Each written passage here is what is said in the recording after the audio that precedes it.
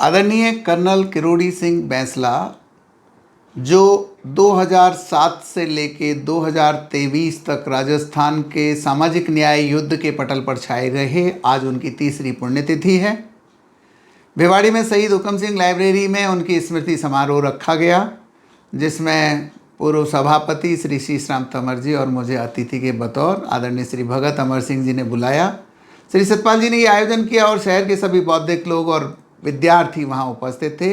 प्रेरणा दिवस के रूप में कर्नल किरोड़ी सिंह जी के जीवन को जाना जाता है और उनसे जुड़े हुए जो मेरे जीवन के संबंध रहे थे पिछले 20 साल के, उन अनुभवों का लेन देन बच्चों के साथ इस स्थिति से किया गया कि अगर ठान ले कोई गरीब विद्यार्थी तो कहाँ से फर्श से अर्श पर पहुँच सकता है।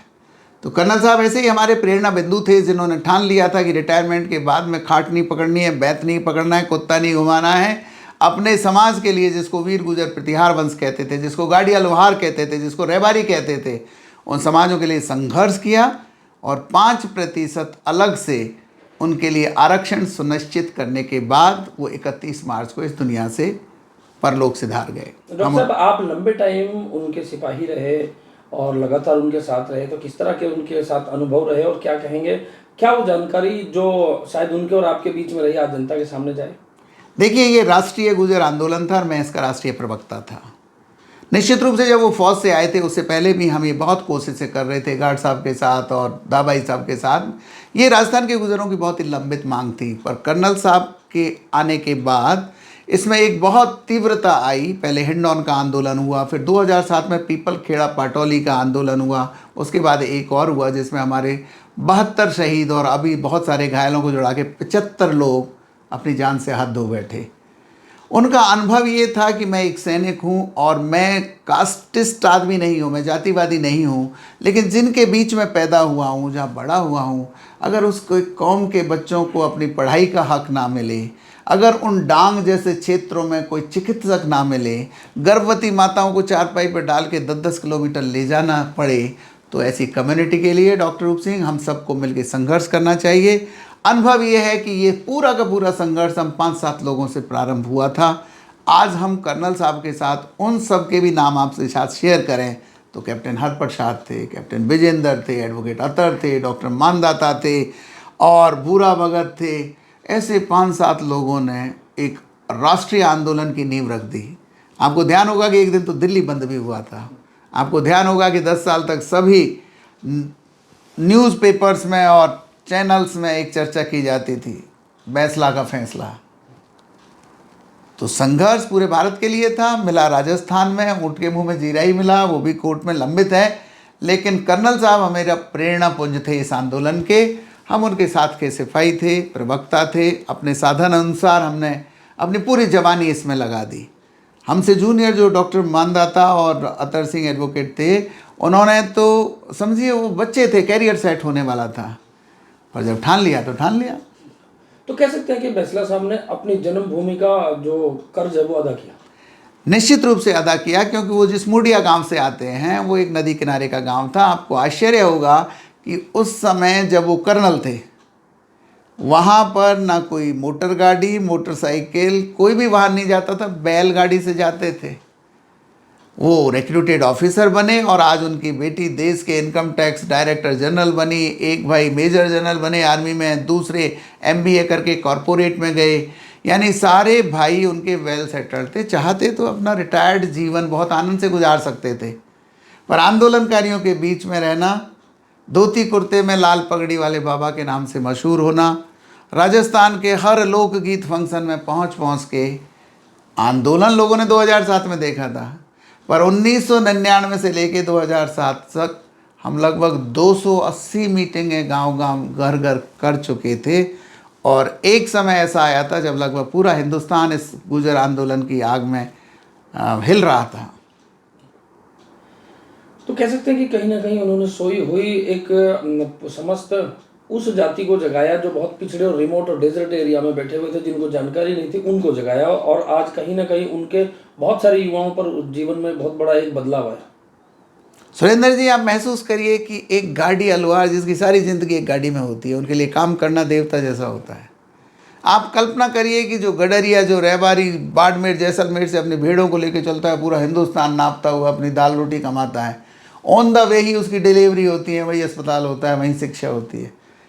गुजर कम्युनिटी भी इस देश में बर्बाद हुई कम्युनिटी 800 सदी से लेके 12वीं तक अंग्रेज़ों से, मुग़लों से लड़ते लड़ते तबाह हो गई।